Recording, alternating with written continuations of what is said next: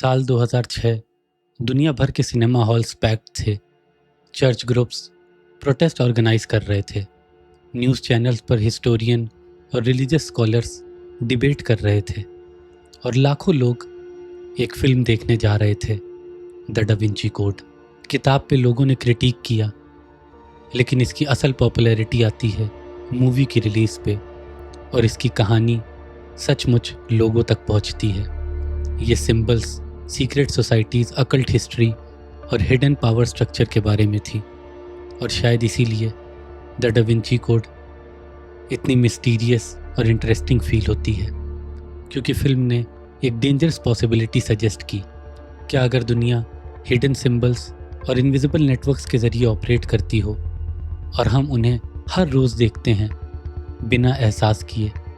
Film में Robert Langdon सिर्फ clues solve नहीं करता, वो सिंबल्स को डिकोड करता है, क्योंकि सिंबल्स सिर्फ डेकोरेशंस नहीं होते, वो लैंग्वेज होते हैं, एक साइलेंट हिडन लैंग्वेज। और इंटरेस्टिंग बात यह है, रियल वर्ल्ड में भी हम हर रोज़ सिंबल्स में डूबे रहते हैं। प्रोडक्ट्स पे लोगोज, एडवर्टीजमेंट्स में इमेजेस, कॉरपोरेट ब्रांडिंग, यहाँ तक कि बैंक के नोट के डिज़ाइंस, हर जगह सिंबल्स। और न्यूरोसाइंस के मुताबिक इंसान का दिमाग सिंबल्स को वर्ड से कई ज़्यादा तेज़ी से प्रोसेस करता है। जब हम एक सिंबल देखते हैं, सिग्नल डायरेक्टली हमारे विजुअल कॉर्टेक्स से लिम्बिक सिस्टम तक जाता है, यानी दिमाग का वो इमोशनल सिस्टम जो रैशनल थिंकिंग से पहले रिएक्ट करता है। और इसीलिए कभी कभी इसे लिजर्ड ब्रेन भी कहा जाता है, exactly like Robert Langdon and da Vinci code. Surface पे एक इमेज सिंपल लगती है, लेकिन सबकॉन्शियस लेवल पे वो हमारे इमोशंस और बिहेवियर पे असर डाल रही होती है। इसलिए मार्केटर्स सिंबलिज्म को बहुत ही ध्यान से यूज़ करते हैं। हैप्पीनेस, सिक्योरिटी, सक्सेस, ये 3 इमोशंस सिंबल्स के ज़रिए ज़्यादातर प्रोडक्ट से अटैच किए जाते हैं। मिसाल के तौर पे मैकडॉनल्ड्स के गोल्डन आर्चेस, ये एक कंफर्ट का एहसास दिलाते हैं, जैसे आप इन्हें जानते हो। स्पेशली बच्चों में पॉलिटिशियंस भी एग्जैक्टली यही टेक्निक यूज़ करते हैं। कैंडिडेट के पीछे फ्लैग एक्सीडेंटली नहीं प्लेस होता, वो नेशनल प्राइड और पेट्रियटिज्म को ट्रिगर करने के लिए किया जाता है। इसी तरह से कलर्स भी स्ट्रेटेजिक होते हैं, रेड अर्जेंसी के लिए और इमोशनल इंटेंसिटी क्रिएट करने के लिए, दूसरी तरफ ब्लू ट्रस्ट के लिए और स्टेबिलिटी के लिए। और मॉडर्न न्यूरोसाइंस ये भी दिखाती है कि ऐसे लोगोस जो आप पहले से पहचानते हैं वो डोपामीन रिलीज़ करते हैं। बार बार ऐसे लोगोस को देखने पे ब्रांड लॉयल्टी जनरेट होती है। और वैसे ही नेगेटिव सिंबल्स भी काम करते हैं। वार्निंग का साइन आपको चौकन्ना कर देता है, आपके अंदर खौफ तारी हो जाता है। हम रियलाइज़ भी नहीं करते कि हम इन्फ्लुएंस्ड होते जा रहे हैं। और फिर आता है बड़ा सवाल, ये सिंबल्स कौन क्रिएट करता है? थ्योरिस्ट्स एक ही नाम रिपीटेडली मेंशन करते हैं, इल्यूमिनाटी।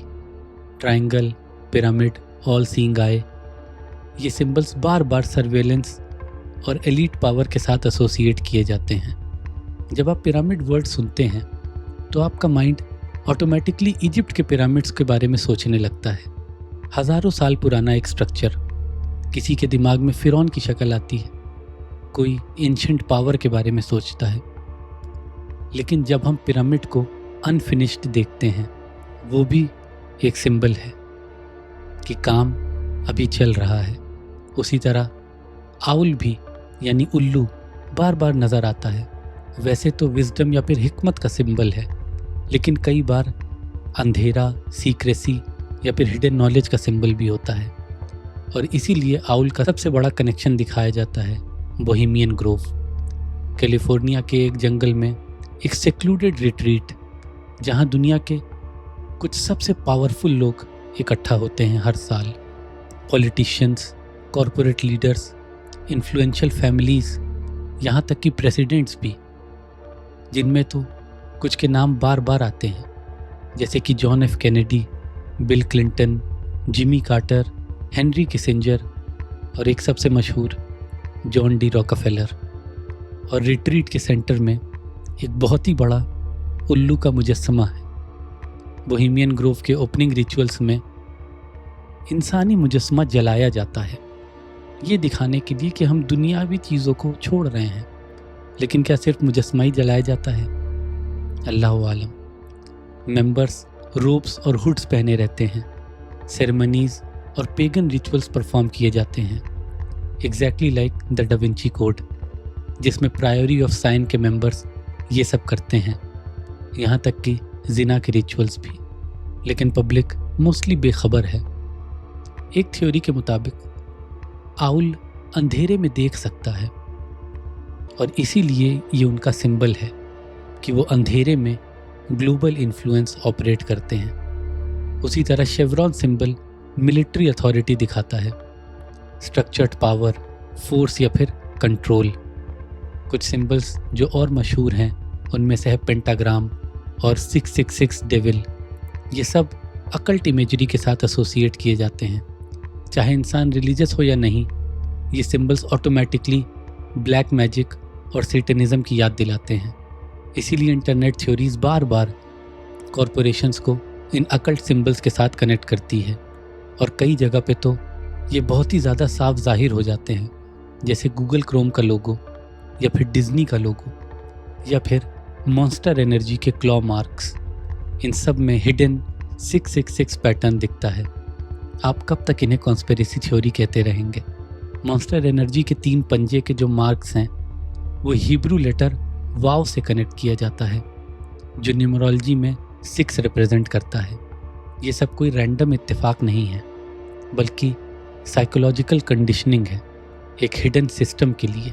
और इंटरेस्टिंग बात यह है कि द डा विंची कोड भी इसी कॉन्सेप्ट पे बिल्ड थी कि सिंबल्स ओपनली एग्जिस्ट करते हैं, लेकिन उनका असल मतलब सिर्फ कुछ लोग समझते हैं। और फिर आता है dollar bill, pyramid, I of Providence, Latin phrases, number 13 और एक हिडन आउल। साफ लगता है कि ये एक हिडन एलीट एजेंडा के क्लूज हैं। पिरामिड फिरौन की नस्ल को सिंबलाइज करता है। उसके लिए आप मेरा पहला वीडियो देखें इस सीरीज़ का, ब्लड लाइन्स। वो पिरामिड अनफिनिश्ड है। एन्यूट चैप्टिस, ये लिखा हुआ फ्रेज, यानी वो हमारे काम की हिमायत करता है। लेकिन वो कौन है? गॉड? कोई एंशिएंट फोर्स, हिडन एलीट, या फिर एंटी क्राइस्ट? और पिरामिड के 13 स्टेप्स, ऑफिशियल एक्सप्लेनेशन के मुताबिक ये 13 कॉलोनीज हैं, लेकिन कुछ थ्योरीज कहती हैं ये 13 ब्लड लाइन फैमिलीज हैं जो फिरौन से चली आ रही हैं। फिर आती है ऑल सीइंग आई। इसके बारे में क्या ही कहा जाए, इजिप्शियन आई ऑफ होरस या फिर वन आइड दज्जाल। मिथोलॉजी के मुताबिक होरस जंग में अपनी एक आँख खो बैठता है और बाद में थॉस उसे रिस्टोर करता है। उसे भी कहा जाता है इजिप्शियन गॉड ऑफ विजडम। और कुछ मानते हैं कि एमरल्ड टैबलेट भी उसी ने लिखा, जहाँ से एल्केमी, अकल्टिज्म और इमॉर्टैलिटी के लिए फिलोसोफर स्टोन बनाने का तरीका मिलता है, जिसका सबसे मशहूर फ्रेज़ आपने सुना होगा, एज अबव सो बिलो। कुछ इसी तरह से दज्जाल भी अपनी आँख खोएगा हदीस के मुताबिक।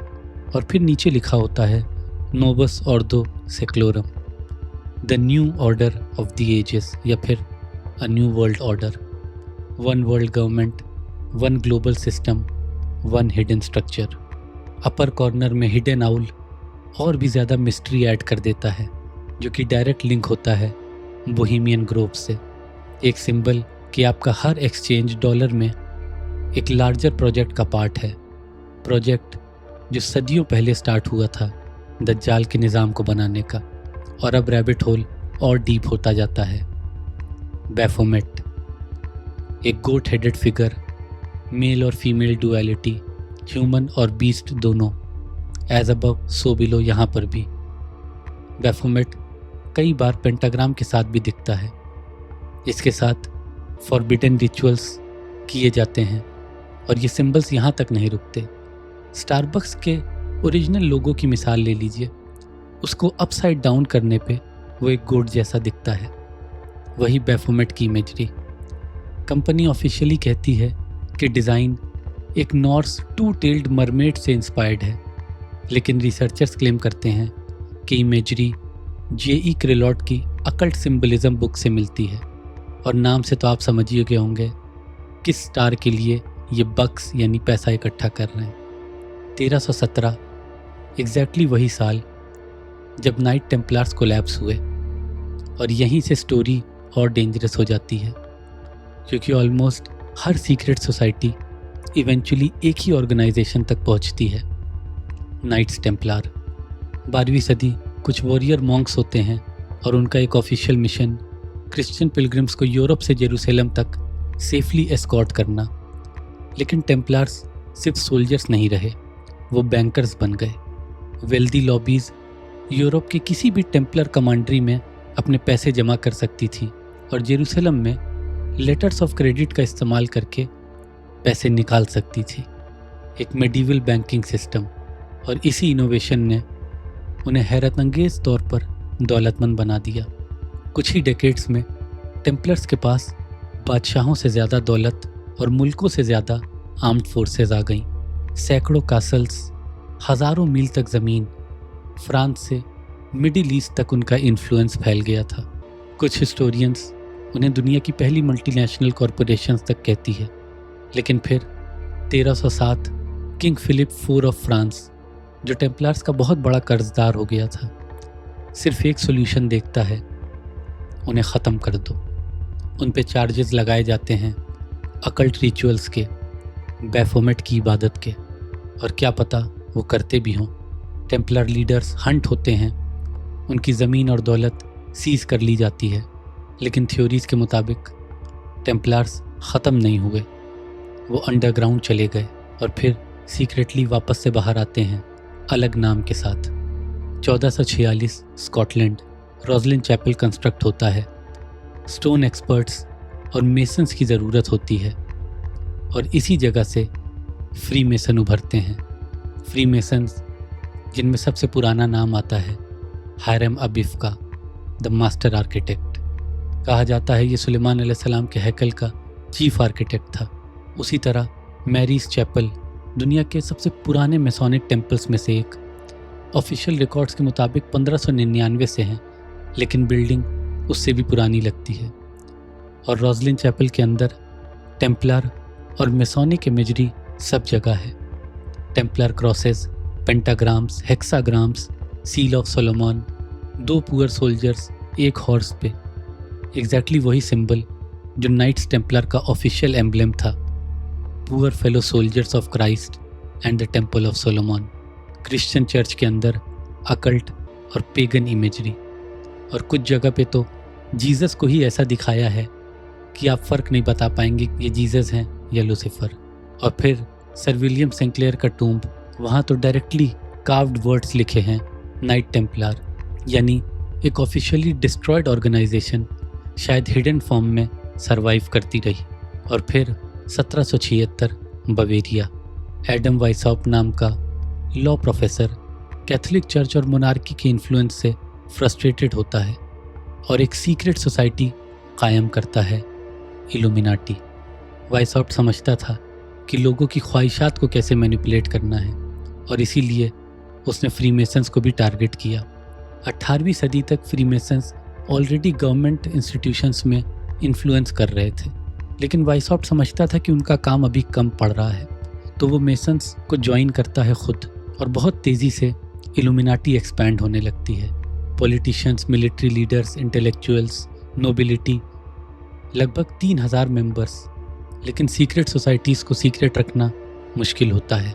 बवेरियन गवर्नमेंट इन्वेस्टिगेशंस करती है और ऐसे डॉक्यूमेंट्स मिलते हैं, चर्च और बादशाहत, जिसमें दोनों को तबाह करने के प्लान लिखे होते हैं। 1785 में इल्यूमिनाटी ऑफिशियली ख़त्म कर दी जाती है। लेकिन फिर वही सवाल, क्या ये असल में ख़त्म हुए? कुछ डेकेड्स के बाद कुछ किताबें आती हैं जो क्लेम करती हैं कि इल्यूमिनाटी थे फ्रेंच रेवोल्यूशन के पीछे। यहाँ तक कि जॉर्ज वाशिंगटन ने भी कहा कि वो मानता है कि अमेरिका में इल्यूमिनाटी का इन्फ्लुएंस बहुत बढ़ गया है। लेकिन ये तो थी इनकी हिस्ट्री। 20वीं सदी के बाद से इल्यूमिनाटी और एलीट ग्रुप एक साथ मर्ज होने लगते हैं। कुछ ऐसे नाम जैसे कि Bohemian Grove, Council on Foreign Relations, Trilateral Commission, Club of Rome, World Economic Forum. Theories के मुताबिक ये सारे groups openly same principle push करते हैं, one government, one currency, one system, दज्जाल का एक ग्लोबल सेंट्रलाइज्ड कंट्रोल। और फिर 21वीं सदी में मॉडर्न एंटरटेनमेंट इंडस्ट्री आती है। Actors, musicians, artists, public figures बार बार अजीबोगरीब साइन बनाते हैं अपने हाथों से। कोई अपनी आंखों के ऊपर ट्रायंगल बनाता है, कोई वन आई पोज देता है, कोई डायमंड शेप बनाता है, कोई डेविल्स हॉर्न्स बनाता है, और कोई 666 वाले ओके साइंस बनाता है। ये सिर्फ एस्थेटिक्स नहीं है, बल्कि लॉयल्टी सिग्नल्स हैं कि वो किसके लिए काम करते हैं। The one eyed false god. और ये सब कुछ याद दिलाता है कुछ नाम, जैसे फाउस्ट या रॉबर्ट जॉनसन। सेम स्टोरी बार बार। एक इंसान दौलत, ताकत और शोहरत के लिए कुछ भी करने को तैयार होता है, और फिर एक अनजानी फोर्स उसे सब कुछ ऑफर करती है, लेकिन बदले में उसे चाहिए उसकी रूह। थ्योरीज के मुताबिक मॉडर्न सेलिब्रिटी कल्चर भी एग्जैक्टली इसी आर्केटाइप को रिपीट करती है। आप स्टेडियम पहुंचते हैं, वो सोल्ड आउट है, परफॉर्मेंस ख़त्म होती है, आपका फेवरेट स्टार एक सिंबल बनाता है अपने हाथों से, डेविल्स हॉर्न। आपको उसका मतलब नहीं पता। सेटेनिस्ट्स जैसे एंटोन लेवी, वो बताता है कि ये सिर्फ डेविल्स हॉर्न नहीं है, ये एक जेस्चर है कर्ज का, कि वो आप पे लानत भेज रहा है और शैतान का कर्ज आपके ऊपर डाला जा रहा है। कभी 666, कभी डायमंड पोज। ये हिडन कॉन्वर्सेशंस होती है कि आप कितने बड़े धोखे का शिकार हो गए हैं, लेकिन आपको पता भी नहीं है। सिर्फ रॉबर्ट लैंगडन जैसे कुछ लोग ही उन सिंबल्स को समझते हैं। लेकिन आखिर में सबसे इम्पोर्टेंट सवाल वही रहता है। हर रोज़ हम सिंबलिज्म से घिरे हुए हैं, पैसा, एडवर्टीजमेंट, पॉलिटिक्स, एंटरटेनमेंट। लेकिन क्या हम वो देख रहे हैं जो सच है, या फिर वो जो हमें सच के नाम पर दिखाया जा रहा है और उन सिंबल्स के पीछे की असलियत हमें मालूम ही नहीं है।